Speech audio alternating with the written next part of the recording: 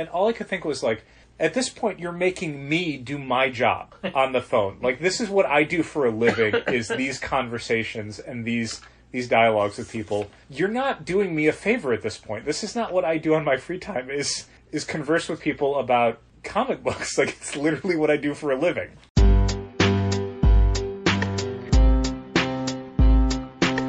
Come on and visit for any occasion. Don't keep patting down waiting. Comics and conversation. Keep the conversation moving along. Keep reading comics, keep your local store strong. If it's hard, then it's a job for the challengers. Comics and conversation, y'all. From Challengers Comics and Conversation in Chicago, this is Contest of Challengers. And now, here are Patrick Brower and W. Dal Bush. First and foremost, I would like to start by saying people came in Wednesday. They did, yeah. When we say things like, nobody came in, that's hyperbole. Obviously, people came in. Even on days where it's been like 40 degrees below zero or 8 feet of snow outside, people come in. And obviously what we mean is the people who came in are such heroes to us that we don't want to diminish what they've done by calling them out. Well, by just calling them people, they're heroes. Angels. The angels who came. Right. So we mean regular people didn't come in. Obviously, Yes. the angels came in. Yes. And also it means that we have an average of what we would like to have as far as transaction number. Yeah. On a Wednesday, and even on a week like this week, which was a solid dollar amount, it was a low transaction total. Yeah, not a lot of folks came in on Wednesday.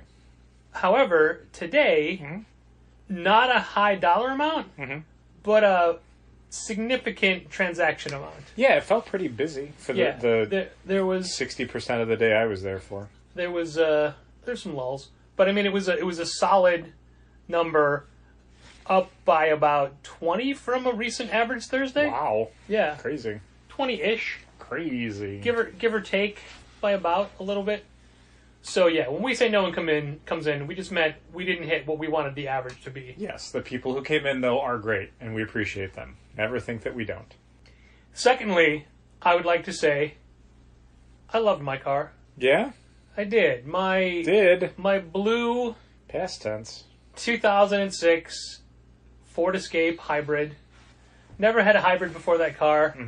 It was wonderful. Yeah. It was so quiet. It was so gas efficient. Unfortunately, presidential regimes changed, and I think the current one doesn't value, I think, is a nice way of saying. You mean... things like fuel efficiency or hybrid engines? Don't you mean freedom gases? I do. And I'm usually good to my cars. I treat them well. I keep them well maintained. I keep them clean and waxed, which is not important to its overall functionality, but I think if it looks good, it feels good. You wax all the inside parts, though, right? All the gears and levers and whatnot? Of course. Good. Of course. Good. Keep them waxed. And on a routine checkup... Like, there wasn't anything wrong with the car. It was just like, hey, it hit this number of miles. Time to go. Yeah, it was get some overdue service for an oil done. change. Sure. I know because it tells me. It's like, hey, you can change my oil now. And I said, I will. I will do that. So I took it in, and I'm like, oh, let's change the fuel filter and do some very minor work to it while you have it. I have a mechanic that I value and I trust and I love. But I only use him for the big things. Yeah, he doesn't do like your oil changes or your... basic maintenance. Yeah, he does the, hey, it's making this weird noise and or I think it's going to explode. Please take a look at it and tell me what you think because I trust your opinion and I trust you're not going to try to rip me off. And Jason over at Juan's Auto Works is really good at figuring it out quickly. And his prices are very reasonable. But for the oil changes and the minor things, I'll go around the town. I'll take it to the dealer. And I've had experience in the past where I take it in for the dealer for something minor, and they come back with, oh, by the way, here's $2,000 worth of work. While we were in there, we found a nest of squirrels had displaced your carburetor. So A, we're going to have to take the squirrels out. B, we're going to have to put a carburetor in. And then there's the squirrel relocation fee. That's all service that's covered under the first job, which is removing the squirrels. You can't just let them loose in the shop. You have to put them someplace. So that goes under labor, right? Not parts? Yeah, it's labor. Even though the squirrels are the parts. And this was one of those times where they came back with, hey, you have a million things wrong with this car. It's not safe to drive, and it's going to cost $3,500 to fix. Now, I did mention my car was a 2000, and I think I said 2007. It was a 2007 Escape. And that's an older car. Yep. And it had only 111,000 miles on it. But the city of Chicago just beats cars to death. It really does. And the infrastructure is so terrible. And, I mean, every city is bad, but... Yeah, like you've had to get a new alignment on your car, like it felt like every 6 weeks. I'm sure it was just like once a year, but it felt like it was way more often than that. The number of new tires I've gotten since Challengers has been a thing, it's insane. Yeah, it's a lot. So a lot of the stuff is just general Chicago wear and tear. Yep. But altogether, they're asking $3,500, to which I've had several knowledgeable mechanic-inclined people say, what are they... Like, that's from what you said, that's a lot of money. And then I say, here's all the things they say. And they say, oh, yeah, drummer Will said, that's a complete overhaul. Yeah, they're basically replacing the inside of your car. Yeah. More or less. But I don't... Like I said, I don't trust them for that stuff. Sure. So I would normally take it to Juan, who would tell me what actually needs to be done and bring it in for significantly less. Right. However, at this point, significantly less isn't worth it. My car is only worth, on paper, like $1,400. Yeah, and when you were talking about the idea of bringing it over to Jason and have him take a look at it, your optimistic figure was like, I think like $1,500. Was like, that would be great, and you'd say yes. And it's like, the car's not even worth $1,500. You're putting $1,500 worth of work into it. And all I would be doing is waiting for the next thing. Right. Which it is happening, because it's a 12-year-old car, it's happening pretty often. Yeah. So, whilst we were walking to the store, I had said, why don't I just get a new car? It seemed like it was time. And luckily, your current inoperable car was already at a dealership. Yeah. So it made the idea of like, well, they already have it, so if you were to, trade it in and get a new car, like, at least part of the process is already completed. And I know a lot of people don't use dealers in Chicago because they go to the suburbs. Sure. But I knew I still wanted to keep a Ford Escape, and I was looking for something a lot more current than 2007. Sure. So I looked around, I looked at CarMaxes, and I looked at places that I could get to, and then I looked at what they had available at the dealer I was at, and they had a car that fit my criteria and a shockingly low mileage. Yeah, that was key. I think one you were looking at was like about this, more or less the same age, but it was like 60,000 more miles on it or something. Well, there was one that had a fun sunroof that had 25,000 miles more. Okay.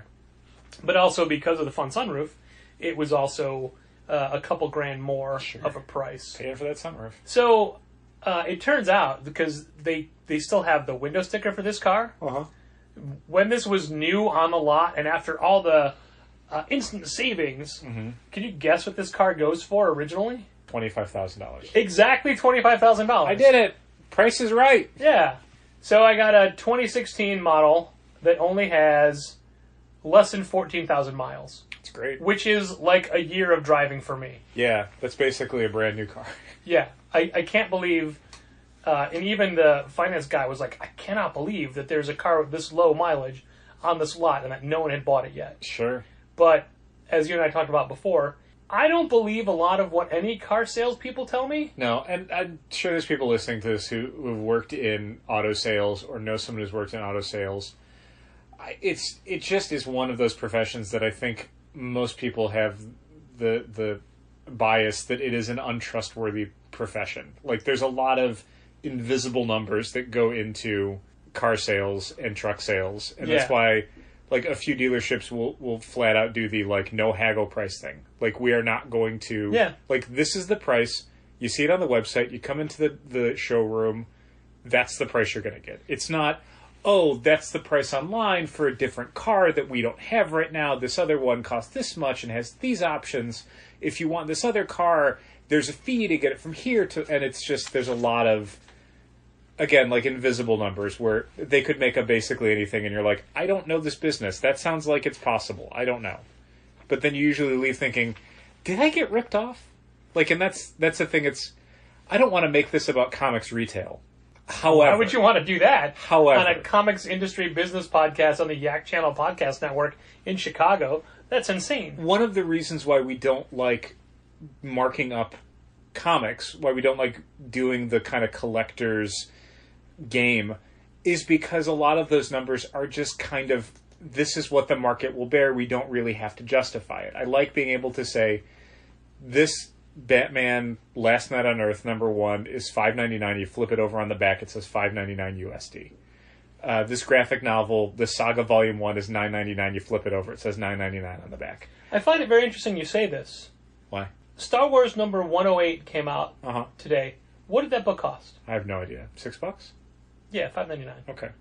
I'll ask again. What did that book cost? $5.99. Not true. Oh, no. We had a gentleman in at the end of the day today asking if we had it, and I showed him the 2 stacks we still had. Yeah. He just came from our nearest competitor, who's charging $10. $25,000. in between there $20. Oof, why? For Star Wars 108. Quote, it's sold out. Not everywhere. Also, not anywhere. Oh, Diamond still has it? Diamond has 3 separate covers that are reorderable. Weird. Yeah, so that's I don't like doing that. I don't like being part of that market because it becomes very, I don't want to say shifty. That's maybe too strong a word, but I dislike how dissatisfying those experiences can be, I think, for people on both sides. Or maybe not. Maybe it's just people on the receiving side of it who leave thinking, I don't know if I paid too much for this. That's way more than I thought it was going to be. I don't understand why it costs this much. Did I just get taken advantage of? Like, maybe no one feels that way. Maybe everyone who leaves a store that's coming up with a number for a hot book and putting it on a sticker, everybody involved in that experience feels just fine with the transaction. Everybody leaves happy. I feel like I wouldn't, so I don't like being on the other side of that. I don't like the one perpetrating that. So yeah, getting back to the on topic, I don't know a lot of people who enjoy the process of buying a car, unless, again, not to get off topic and talk about comics, but like at conventions, I think some people enjoy the wheeling and dealing. They like the idea of, here's the thing I want, here's the amount you want to pay for it. Half of what I want is the thing. The other half that I want is the story behind the deal I got on it. Sure. So they want to go in and they want to say, yes, I see the sticker price. You and I both know that's fake. Let's figure out the right price. I want the battle, and I want to win. And I'm okay not getting a thing because I want to win maybe more than I want the thing. It's just a sad fact that because that's expected, that's then built into the price. Yeah. So they can come down and get what they actually wanted, and you get your win. Yeah, that's definitely a difficult thing. I don't think that's necessarily the case at conventions. I think generally, like, the price that's on there is, like, if someone's charging $150 for a first appearance of a character, that's basically what the book is going for. But what the retailer or vendor, quote unquote, has in it could be a lot less. That's to people who haven't heard that term. It comes up a lot when people talk about a book that they're selling, and it usually refers to how much the retailer or vendor paid to acquire that book. So, for example, a book that they might be selling for $150 that goes for $150 online might be something that they originally picked up from somebody in a collection that they paid $20 for it. So they've got $20 in it. So their room to negotiate is significant. They could knock the price down through negotiation down to like $80, less than half the sticker price, and still make a bunch of money on it. Sure. But sometimes, especially for higher grade older books, if they're selling it for $1,500, they might have paid $1,200 or $1,300 for it, or the equivalent thereof in trades. So, they might tell you, I can't give it to you for $1,000. I got $1,300 in it. Like, I can't go lower than that, or I'm losing money on it. So anyway, that's that terminology. Like, I'm not comfortable ever telling people what I would have in it for a book. No, and usually, again, that just goes for books that don't have like a price literally on the book. Like, it's usually something that a retailer or a vendor has come up with a price for. Like, it's not we're not telling you what we've got in on Saga Volume 1 because that's a book that the sticker price, the cover price, is $10. That's just how much it is. Regardless of how much we paid to get it, we're charging $10. That's how much it costs. But if it was, Saga number 1 that we're charging $200 for, we might have paid $100 to get it from someone, or we might have paid $2 to get it from Image initially 7 years ago or whatever. Yeah. Anyway, way off topic. We were talking about cars, obviously. Like Rico Kasich and... if you want. No, I don't. I don't want... So the whole ordeal of one of us, either of us, buying a car is difficult as opposed to a regular 9-to-5 W-2 person. Correct. Because we own our own business. Yes. So it becomes harder for us to legally prove our income. Yeah. And our taxes are not the normal taxes that a regular person fills out. No. And maybe one day we'll know what those look like for this year. Without getting too, if you'll pardon the expression, under the hood, we don't get a salary and a paycheck and a pay stub. Our finances are wrapped up in the store, which, as always, means if people come in and buy stuff, congratulations, we get to eat and pay our rent. If people don't come in, maybe we eat less. Ooh. We don't have any sort of, traditional, dependable income. Like, we don't make a certain amount every week no matter what. We make what the store makes. If the store makes. Yeah. Oh, I did it. God, for the last 5 minutes, I've been trying to untie a knot in my shoe, and it was frustrating. Not as frustrating as buying a new car, but still frustrating. So, I do a lot of the legwork ahead of time. I get my car appraised online. I fill out pre-paperwork for the car that I want to get. And at this point, the test drive is just, what's the word? Formality. Sure. Because it's just a newer model of what I have. It's very similar. Although, after having it for, half a day now, it drives very differently. It's a lower center of gravity, and I'm further back from the front of the car than I was.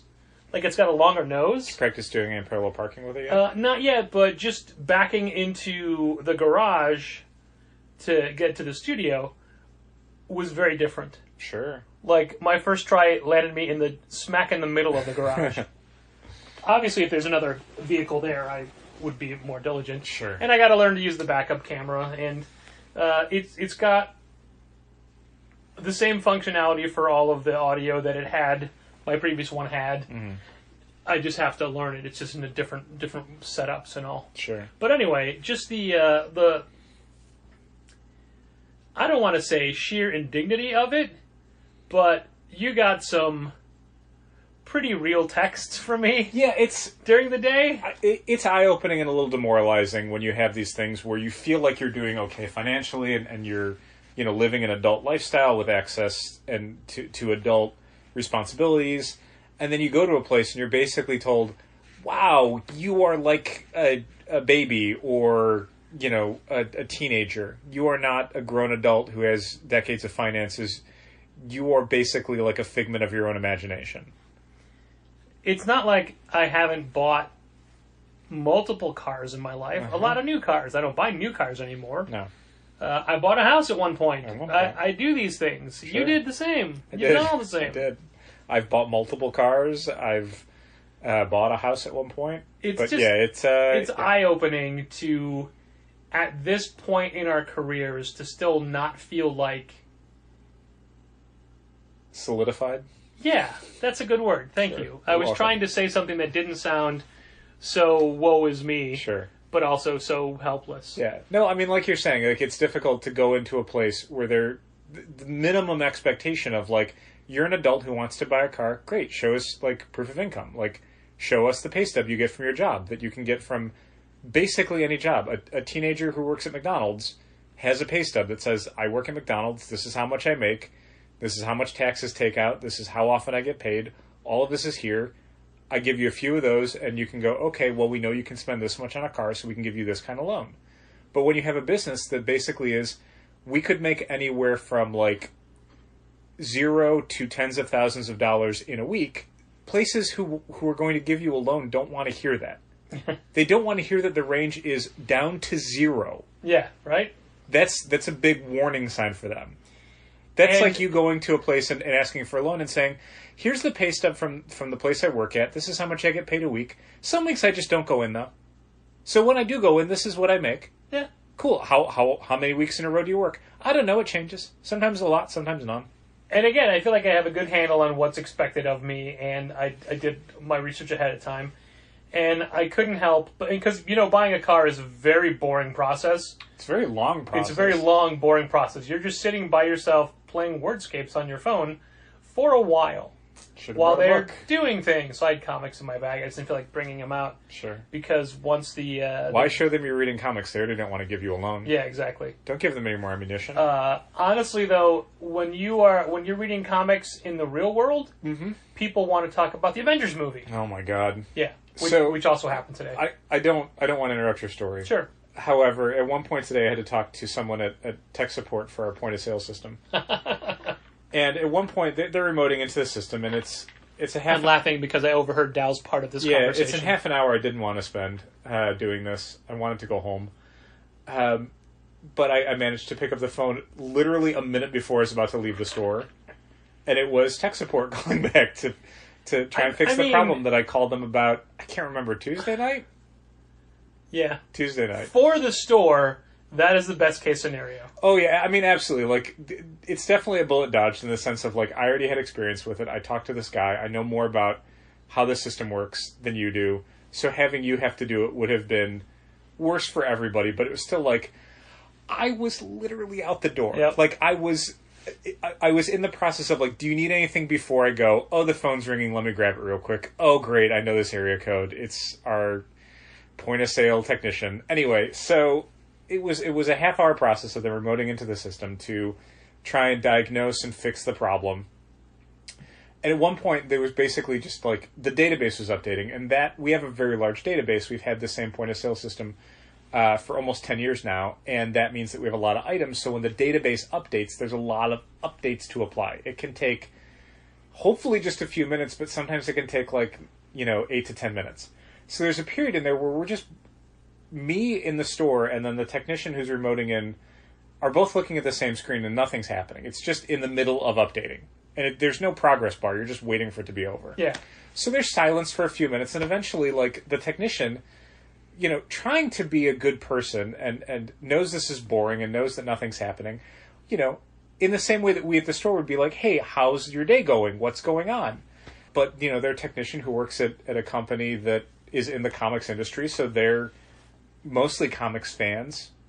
So it was, what books are you reading? This person's asking me, and they'd read Heroes in Crisis 9, and what did we think of the ending? And all I could think was, like, at this point, you're making me do my job on the phone. Like, this is what I do for a living, is these conversations and these dialogues with people. You're not doing me a favor at this point. This is not what I do on my free time, is converse with people about comic books. Like, it's literally what I do for a living. So it was just this moment of, like, I wish this part wasn't happening. But, I don't want to offend the person who is doing their job and fixing the system and also trying to be a good person. Like, they're not doing this to irritate me. They're doing this because it's like, hey, let me try and make this process go a little faster or feel a little bit less boring. But it's like, I can handle boring. I can't handle this part. But anyway, yeah, that is definitely a problem of reading comics in the real world, is the... because that's how people, like, they see that and they think, oh, here's how I relate to that. Yeah. Which is fine.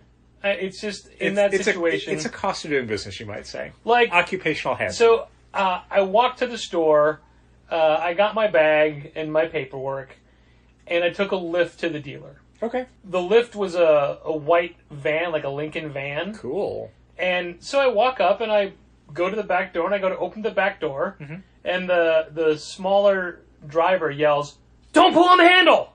What? And I go, all right, because he's got electric doors that he can push a button to open and close. Oh, okay. Still don't need to be yelled at.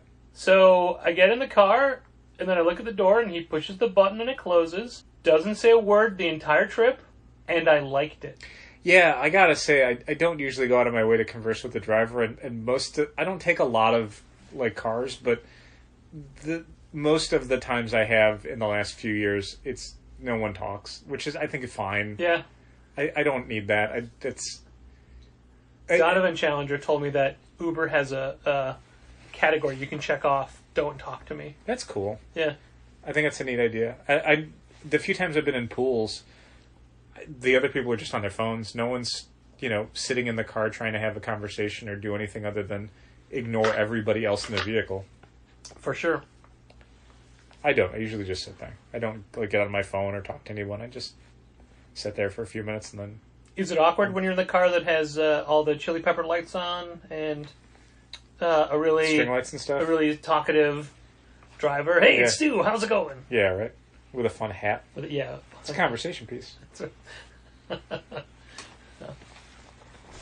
Yeah, I mean, we try to be as professional as we can in our business. Sure. And like I said, I'm sorry. What I was trying to say before was I was listening to the guy next to me because I had a lot of time to do nothing. While you were sitting in the dealership. Yeah, and he was a guy that hadn't done any prep work and wasn't really conveying what he was trying to do. Just roll out of bed. You know what I'd like to do today? Get a car. Yeah.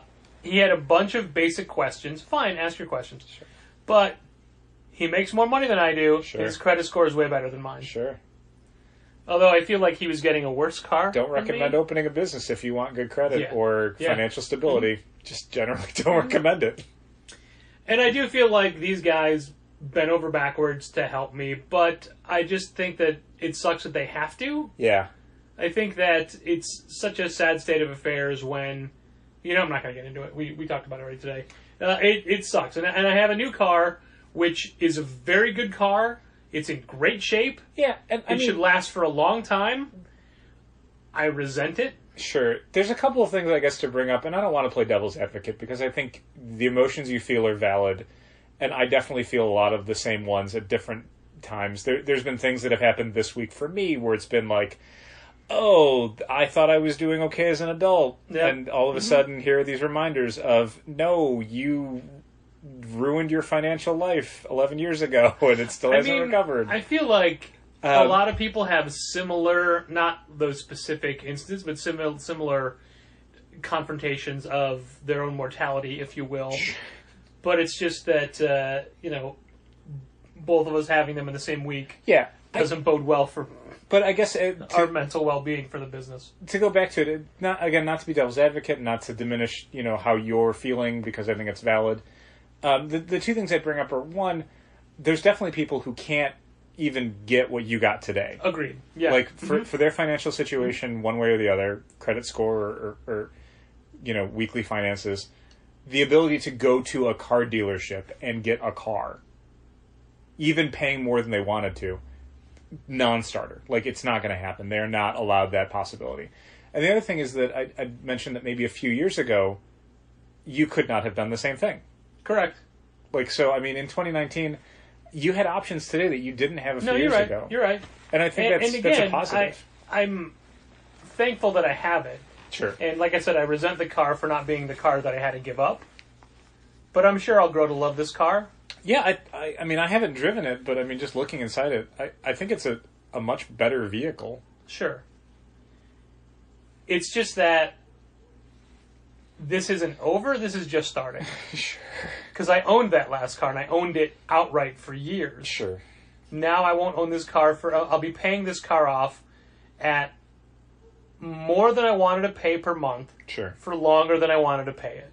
Sure. Do you remember what the starting mileage was for the car, your previous car when you bought it?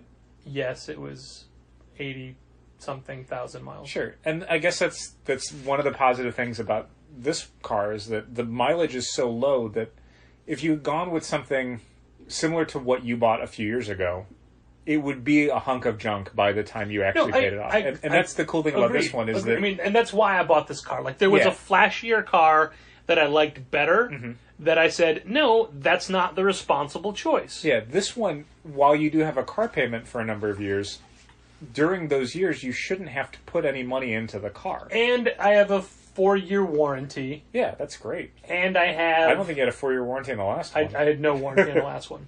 Yeah, it was but I mean, the warranty doesn't cover, oil changes or brake jobs or normal. Yeah, it doesn't cover normal wear and but tear. normal maintenance is fine. Like you can handle that. Like the problem was getting to be the multiple thousands of dollars worth of maintenance the old car required. Yeah, on a surprising basis. Like it wasn't I can plan for this here. It was all of a sudden this week I hear this noise. I'm going to say this, and I'm going to mean it. What your car looks like doesn't matter. No. What matters is your car gets you from point A to point B. Sure. And I've had cars that were completely perfunctory, and I've had cars that I really liked. That last car may have been my favorite car, and it's like it had been a long time since I was in a car that I thought, this is me. Sure. This new car is not that. Not yet. But it doesn't have to be. Give it some time.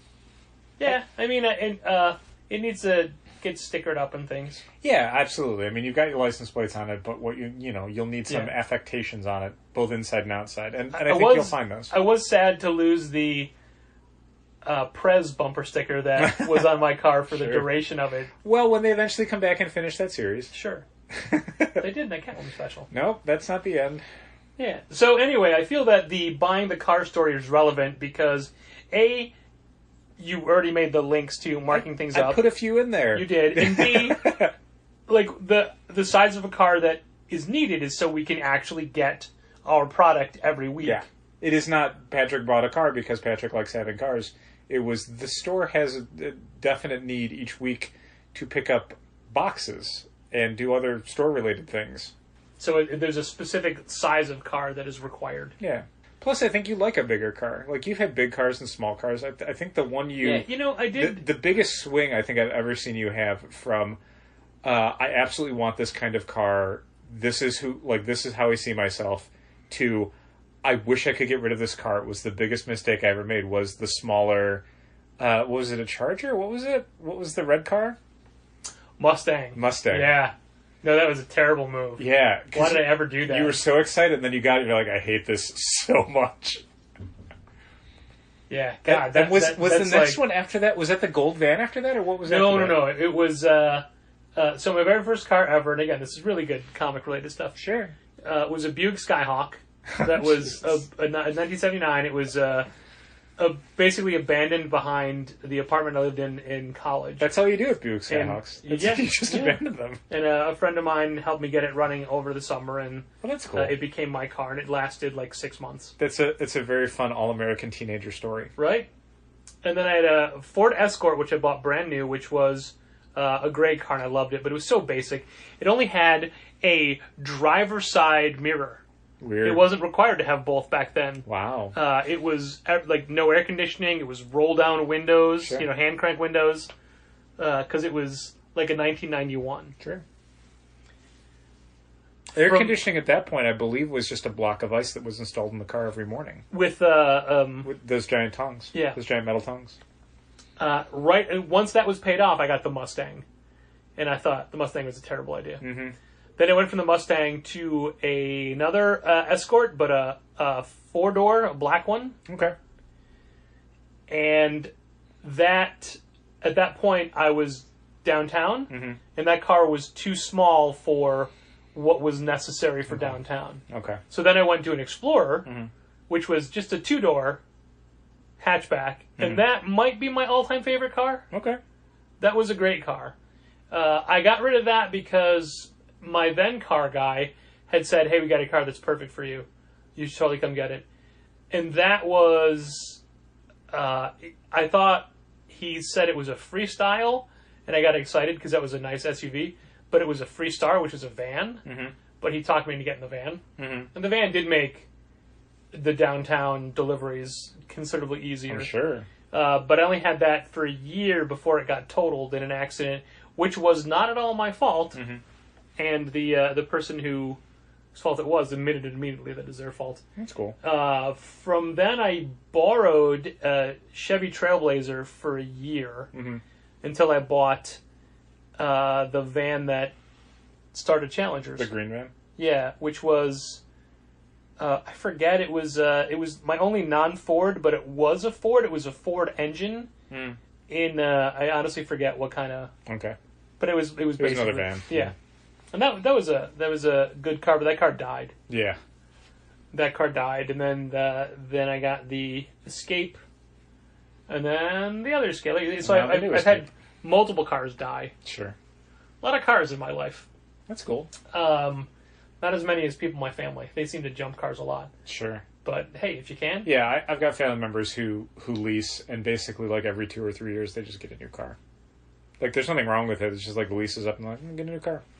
I get it. Technology changes. You want something flashier. I guess. I mean, if you're used to making a payment every month and it's just part of your budget, then who cares? Yeah.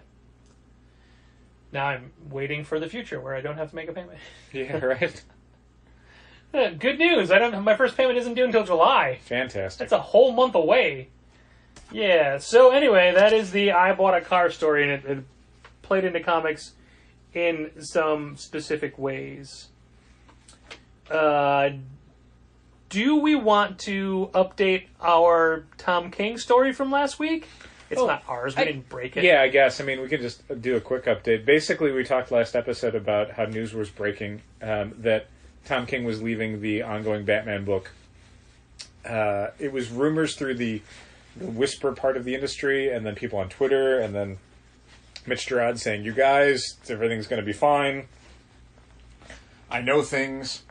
Then there was an announcement from DC, basically through retailers, and I don't recall seeing it anyplace by the time we were recording, but it was posted to retailers on retailer forums that Tom King was leaving, and he still has projects with the company, and I think that was the extent of what they had said at that point. He's not leaving DC, he's just leaving Batman. The next day, and we had speculated that it was going to be special project oriented, that the conclusion of his Batman story would be in a special project.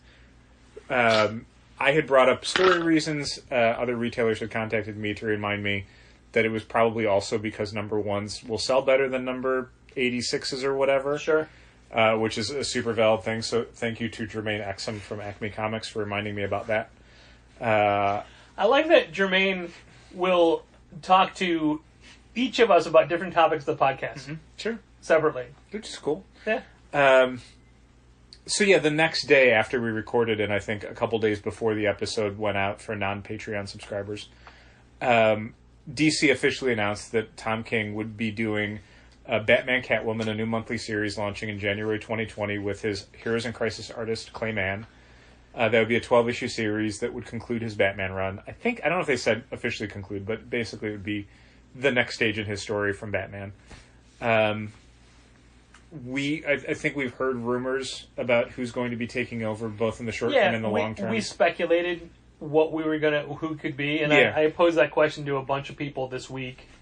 Yeah, but DC hasn't officially announced anything yet, because Tom King's Batman comic book run won't end for another... End of this year. It's like another 4 months, basically. So I don't think they're looking to announce who's going to be doing, issue 81 or whatever until probably San Diego. I mean, I got us from San Diego. He goes to 85. See, it's weird because I've seen 85 and 80 two different places. Huh. Okay. 80 would basically be right at the end of City of Bane, like City of Bane, and then he's off the book. Okay. 85 would be he would do like another storyline after City of Bane. So I don't know which one it's going to be. I assume once they announce the new creative team officially, they will say exactly when he's going to be off the book. Because I think prior to the official announcement, it was basically like later in 2019 he will be off the book. Yeah. And then again, some places saying 85, some places saying 80.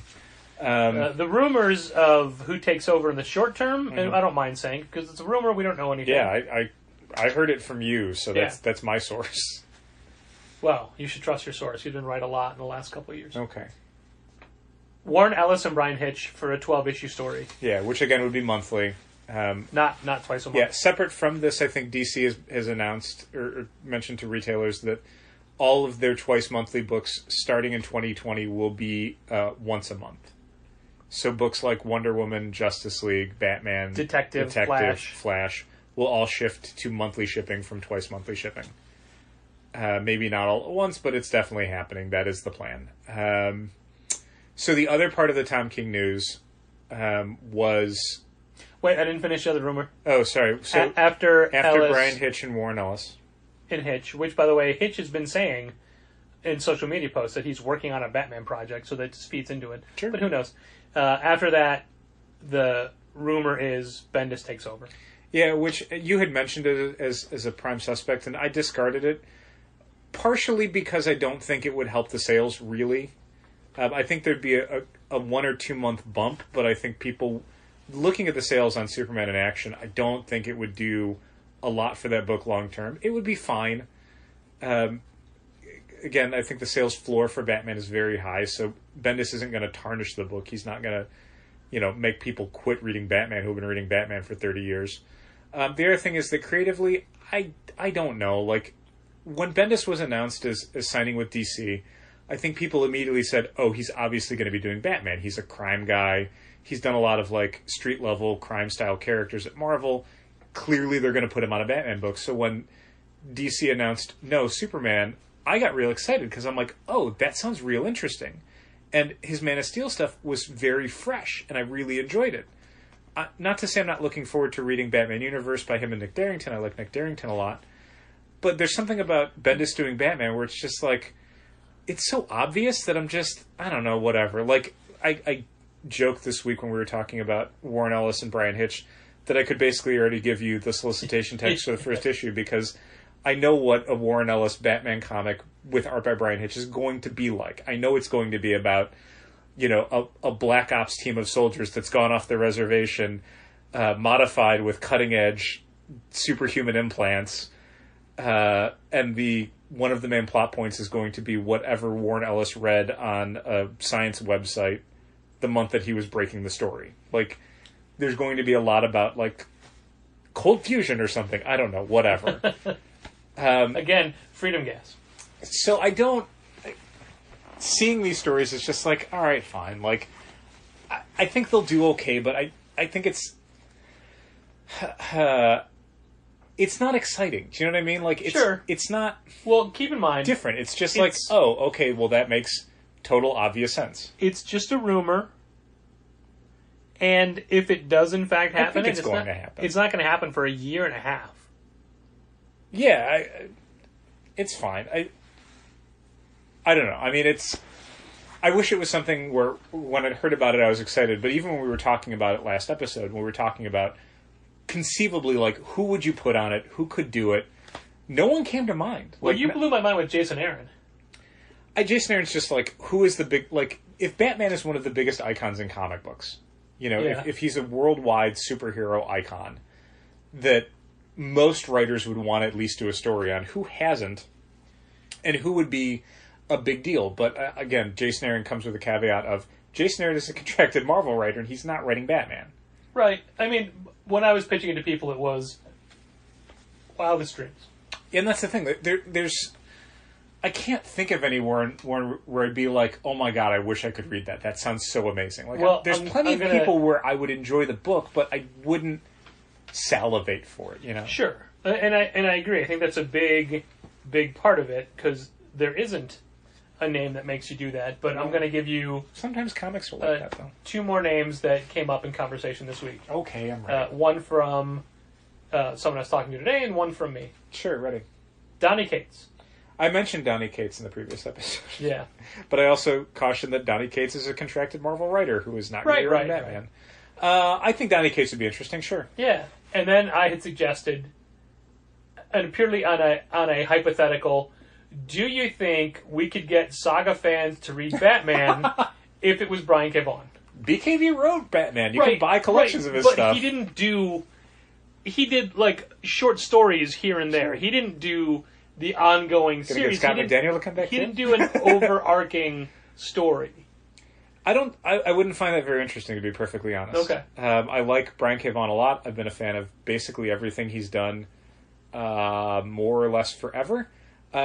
He's one of those writers where I would much rather see him create something with an artist than go work on Batman or Superman or Spider-Man. Sure, but that wasn't my question. Oh, would Saga fans buy it? Yeah-ish. Yeah. Not long term. Okay. I think they'd sample it. I don't think they would... Like, if he said, in 5 years or whatever, like, hey, Fiona and I finished Saga, we're going to go do a Batman project now. I think you'd have some interest in people just to see what it would be like, but I don't think... What people get out of Saga, I don't think they could get the same thing out of a Batman comic by the same creators. I will mention somebody who I stupidly forgot to mention in the previous episode that I would actually be pretty excited to see what they do with Batman. Okay. Depending on the artist. Okay. Louise Simonson. No. This is someone who's actually working for DC right now and doing DC characters. Kelly Sue DeConnick. Okay. I don't know that I've seen a Kelly Sue Batman project before, or at least nothing of any sustained duration, and I'd be interested to see what she did with that character. Cool. As long as I'm fan creating this book. Art by Becky Cloonan. Wow. Becky Cloonan's I'm on board for done that. some great Batman stuff. Only short stories, really, or single-issue things. I'd love to see a Kelly Sue DeConnick, Becky Cloonan Batman project. I'd love to see what the two of them do with that world and what story they want to tell. I think that'd be really interesting. Nice. But anyway, I'll set it up the flagpole. Thank you, please. Mention that to your people. I know the Whisper Network works both ways. But anyway, getting back to Tom King, the other thing that we found out after the last episode, and actually I think yesterday, was that the other thing that Tom King has going on that probably... Again, thanks to Mitch Gerads. What was the other piece of maybe Tom King can't do 2 Batman comic books a month, is that Tom King is also going to be writing with Ava DuVernay the New Gods movie that Warner Brothers has been working on for a while. She tweeted a picture of her and Tom King with a, hey, let's write a movie for New Gods. Yeah. That's cool. Yeah, I with some slight trepidation because I haven't loved most of the DC movies. Sure. And I gotta tell you, I saw that Wrinkle in Time and I was not a huge fan of it. It was okay. I thought there were things in there where I'm like, this is good. And there's other things where it's like, oh, this is wooden. So I'm kind of curious. Tom King has a very specific type of dialogue that he writes. Yeah. I'm trying to make a valueless statement there. And I'm not sure how that's going to work with people saying those words out loud on a movie screen. Although I did, when we were talking about this in the store on Wednesday, when it was just... Somebody mentioned it, and we went, what? And then we looked online and went, oh, it is true. He is writing the New Gods movie with Ava DuVernay. I mean, I mentioned it, but that's fine. We quickly threw out like our dream of, in 4 years, being able to sit in a movie theater and have one of the scenes just be Kanto talking about like where he goes to the bathroom on Apocalypse, and have a packed house full of fans on opening night watch 20 minutes of this movie and then have the screen just go black with white letters that come up to say Dark Side Is for 10 seconds before he goes back to the actual scene. I don't think they're doing the Mr. Miracle comic as a movie. I think that would be, while it would be fascinating, it would also be a very difficult way to make $1 billion globally. What do you think? Jason Reitman could do that one? I think you could do that as like a DC Universe show for sure. I think it's almost the definition of a DC Universe show because a ton of it just takes place in their living room. A lot of it is just childcare, you know? Yeah. Batman t-shirts that you can get from graffiti. So I gotta assume a New Gods movie is going to be a little bit more fantastic and a little bit more of the whole New Gods universe, even though I definitely... There were rumors before this, because Ava DuVernay had said that Big Barda is one of her favorite, if not her favorite, comic book characters. So I think people were expecting more of a Mr. Miracle Big Barda movie than necessarily like an Orion, Light Ray, High Father, Parademons kind of movie. Gotcha. I think this definitely gives a lot of credit to those speculations, that you don't necessarily hire Tom King unless you're like Mr. Miracle. Like, this guy gets scot-free and Big Barda, and we need to get his voice involved in this because he knows how to present these concepts in a way that is award-winning. You know, Yeah. proof of it. Won a Yeah. bunch of awards. So yeah, it sounds like the whole Tom King thing.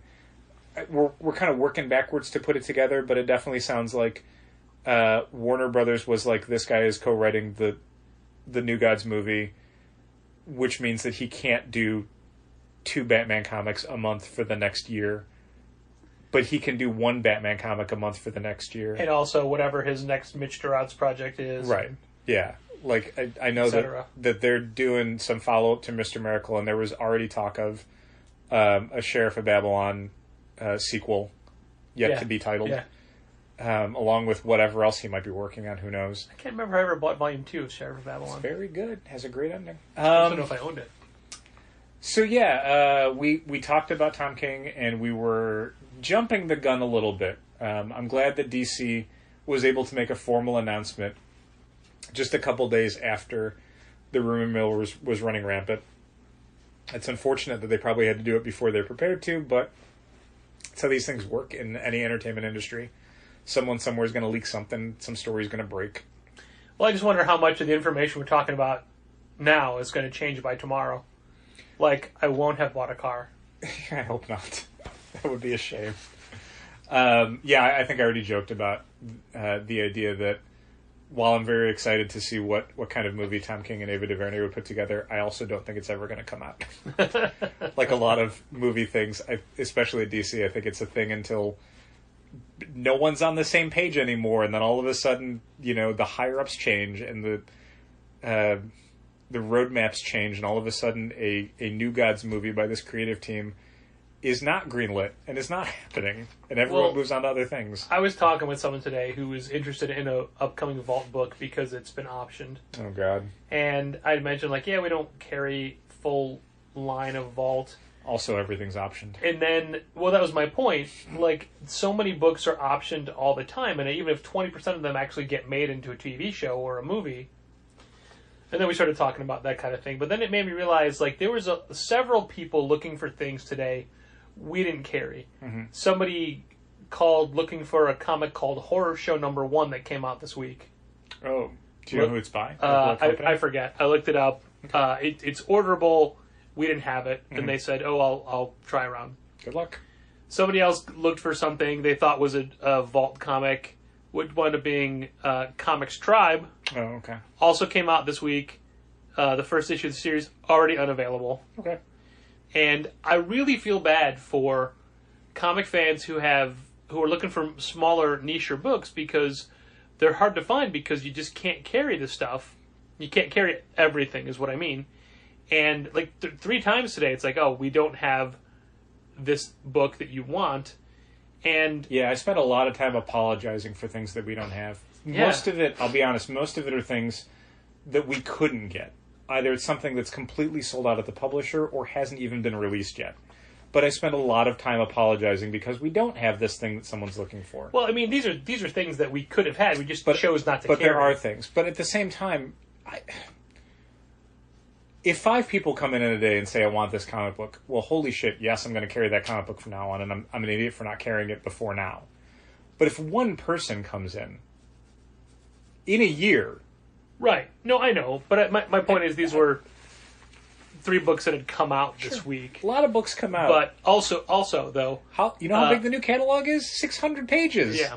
600 pages. But I'm going to use Source Point Press's Floppy Cop as an example. Okay. Floppy Cop is a book that we ordered a lot of number 1 because we're going to be having a signing with that creative team at some point. Okay. And first of all, they self-published, and we bought it from them initially. Sure. And then we bought heavy on number 1 when it came out to be prepared for the signing. And it sold like 6 or so copies off the rack. It's great. For a small press book like that? Yeah. Great. Which I think is amazing. Marvel stuff, they don't sell 6 copies off the rack. Let's see if it keeps going. It won't. Because well, I know, but I mean, like, we won't. Probably 3 or 4 will be out by the time we get the signing going. Yeah.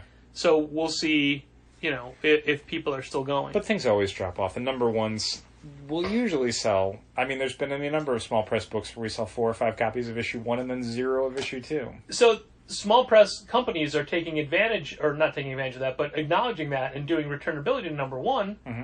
So we'll order the returnable number ones, and then we just will immediately not order number two. We will? Yeah, I have not been ordering number twos of some books. Okay. Because... That's true. There's been a few, I think Aftershock or somebody, where I had to go in and order issue 2 on FOC because you just zeroed it out. And I went, well, we sold 3. Let's try a couple.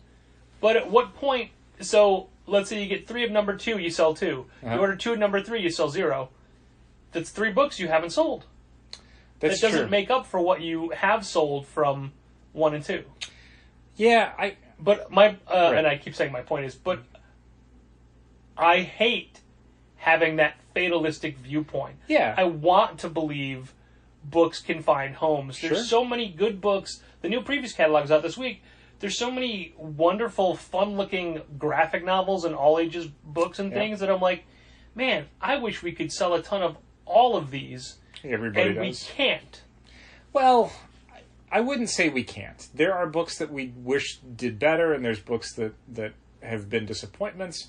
But I think we do well with a lot of things. Like, there's series where, we're consistently restocking, and I did a bunch of reorders for first issues because I got tired of looking at our shelves and going, oh, we sold out of every issue of that series from 2 months ago. Yeah. Like, while that's good for our short-term business, it's bad for our long-term business because then when someone comes in and wants a new book to read, I can't show them anything because we're between launches. Nothing's come out yet. Yep.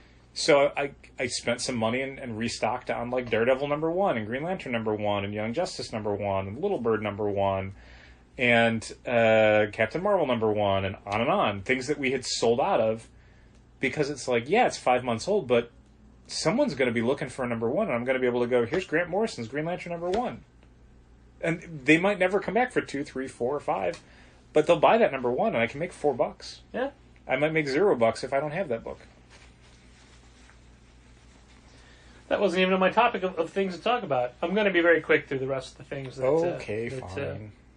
We had this. This is actually from several weeks ago, but I kept forgetting to bring it up. And now it's been so long that I forgot the specific book that it was in reference to. I'm pretty sure it was a Spider-Man book. Mm-hmm. But Marvel had solicited the second printing of the first issue of this new series before the FOCs of issue 1. Huh. So they were and then the FOC for the second print was the week after FOC for the first print. Weird. Why do you do that? They've been doing more stuff where they've been treating second prints just like variant covers. Yeah. To the degree that even second prints will have ratio variants. Like a first print will have a 1 in 25 variant. A second print might have a 1 in 25 variant of the second print cover. Where it's like if Rob Liefeld did the 1 in 25 cover for the first print, a different version of that Rob Liefeld cover will be the 1 in 25 variant for the second print. Yeah. It must work because they're doing more of it. I hate it. That's my point. I hate it as well. I fundamentally dislike the reliance on variant covers. I think it masks a lot of instabilities in the market, and it contributes to those same instabilities. So yeah, I'm not a fan of the idea of scarce incentive second print variants, or just in general treating a second print like an 8th cover or whatever. No thanks.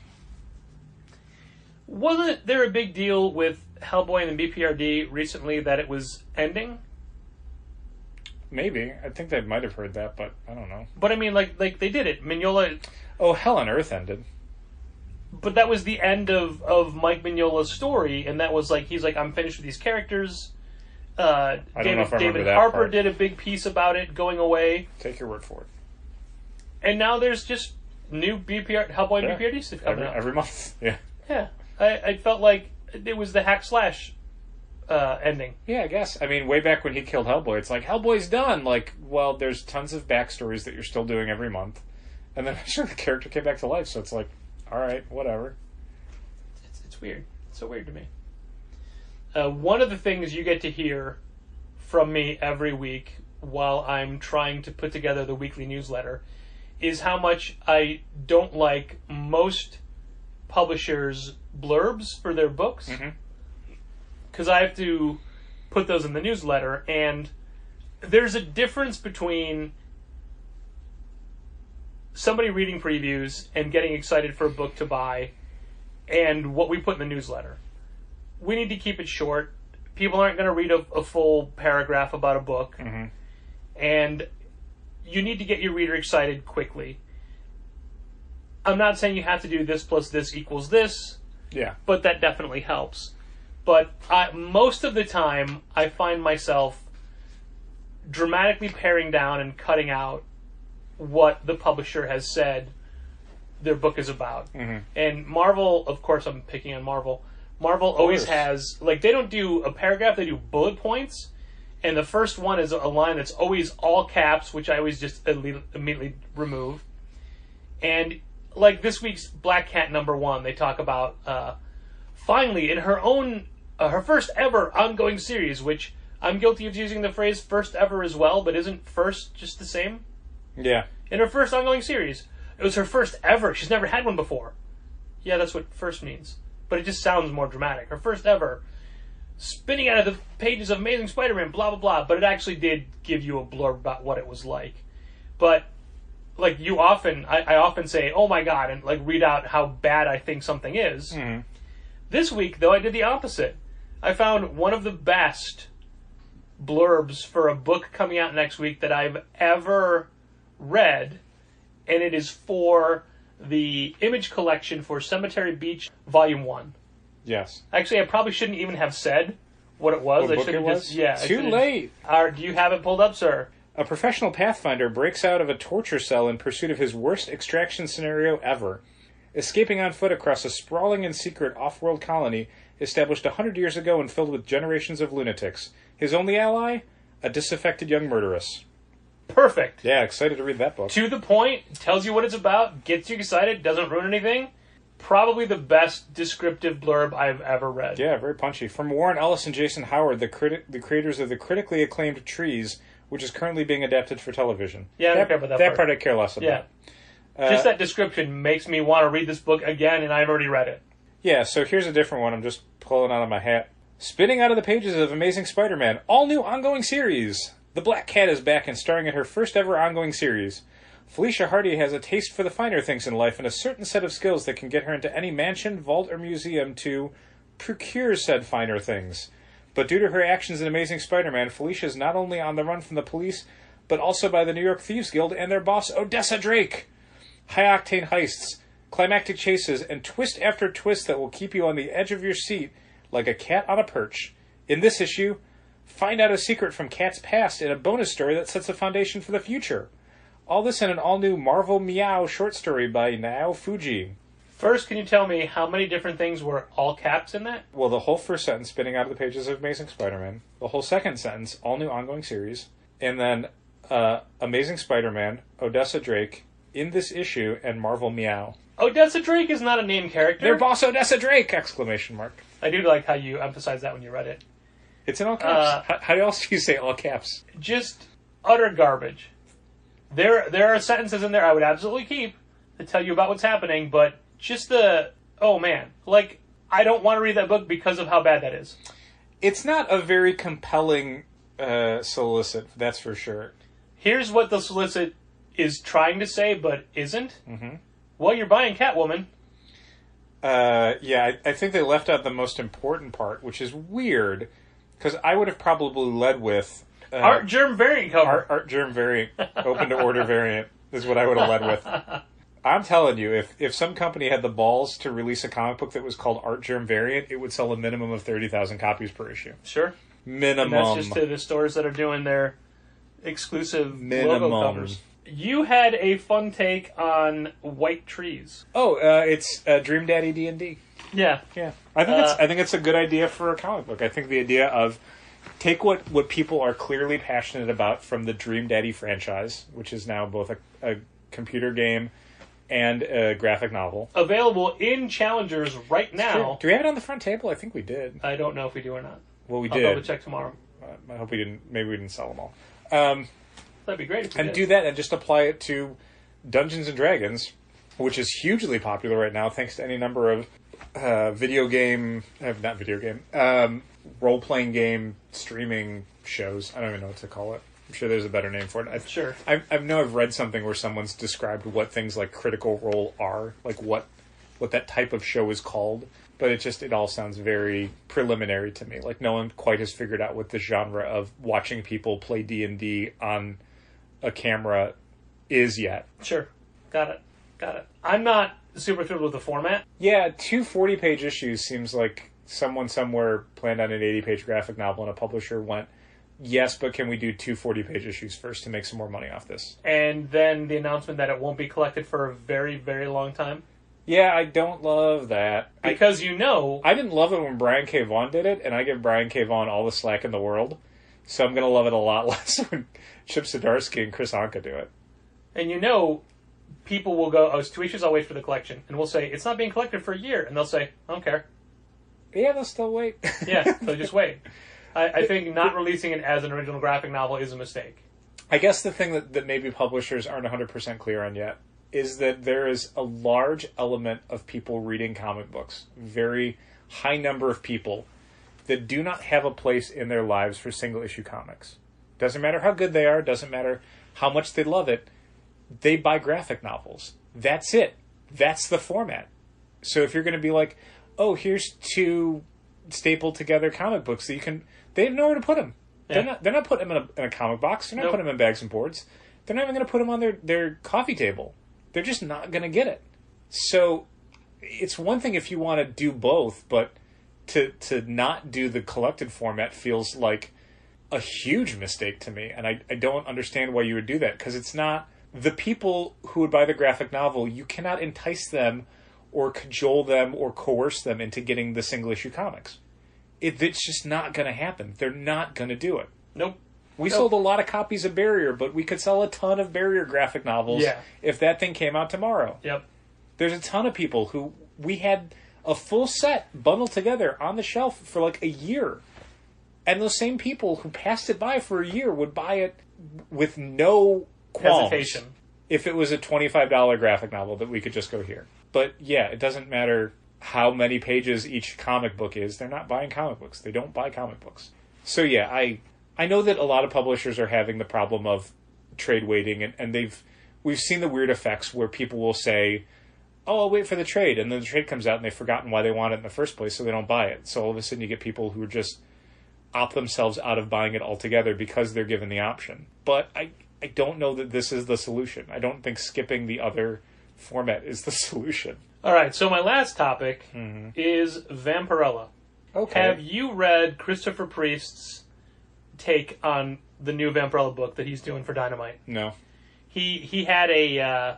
I forget. I saw an open letter. Yeah. Well, it was like an open letter, a manifesto, a treatise, or one of those. Yeah. But basically, he's talking about how different he wants to make that character. Okay. And he's hearkening it to Jessica Jones. Okay. I mean, fine. Sure. I'm interested in his take on it, and I appreciate them trying to do something new. What I don't like about it is that every cover is like, hey, sexy Frank Cho Vampirella cover. Sure. Adam Hughes variant. Yeah. Hey, classic retailers, do you want this really inexpensive, easy for us to get Vampirella floor display? Dynamite is featuring this artwork, classic artwork from the 70s. Yeah, Dynamite's a weird company in that I definitely, when I had a brief interaction with them at the Diamond Summit, they're a weird company in that they always, not always, but the interactions I've had with them, they seem embarrassed by the non-exploitative material.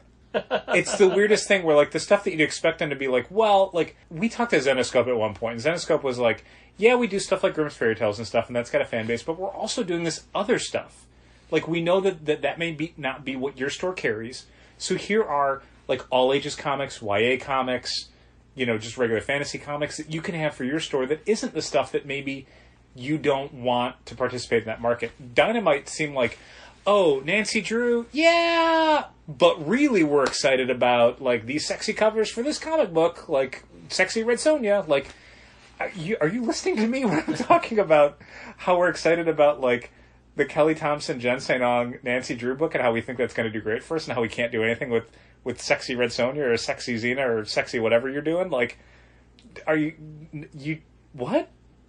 So yeah, like the idea of Christopher Priest being like, hey, I want to do something that's psychologically intense and really gets at certain issues, and Dynamite being like, sexy variants, so many sexy variants, is like, that does not surprise me at all. The cognitive dissonance does not surprise me at all. They're just like, they're all white background, single figure covers, and it makes me want to not carry it. Yeah, to be perfectly honest, that's why the idea of doing, like, you know, psychologically intense, non-exploitative Vampirella is just such a weird idea to begin with, because it's like, why? Why would you try and force that square peg into that round hole? Like, why would you do that? Why would you try and take a character that exists to be pinup fodder, basically, and say, yes, but we're really going to get it, like, maybe because they women's issues in 2019. Like, don't try and do that. Like, it's not... It reminds me of, what's her name, who did the Juno movie? Diablo Cody. Yeah. Had a thing recently where she was promoting something that she was working on. They were talking about the Jennifer's Body movie she did. And that was like the first thing that came out after Juno, when she was a hot commodity in Hollywood. And her conception of Jennifer's Body, of the movie they were doing, was very like horror, but for women. And they cast Megan Fox, who was just coming off of like Transformers or something. But all of the marketing was, you know... sexy, naked, coming out of the water Megan Fox. Yeah, sexy Megan Fox in sexy outfits, doing sexy stuff. And yeah, there's some blood and some horror, and maybe she's evil, but sexy Megan Fox. And so all of the women that this movie was ostensibly for hit that marketing and went, oh, this isn't for me. And all the guys who went to go see it because, like, sexy Megan Fox were like, what is this women's empowerment movie that you're making me watch? Like, this doesn't work for me at all. And I feel like doing that with Vampirella is the exact same thing, where you've got a publisher who's like, you know, sexy Vampirella doing sexy things on the cover, and then you've got a writer who's like, yeah, but I want to make it something where we're exploring psychological issues. Like, why?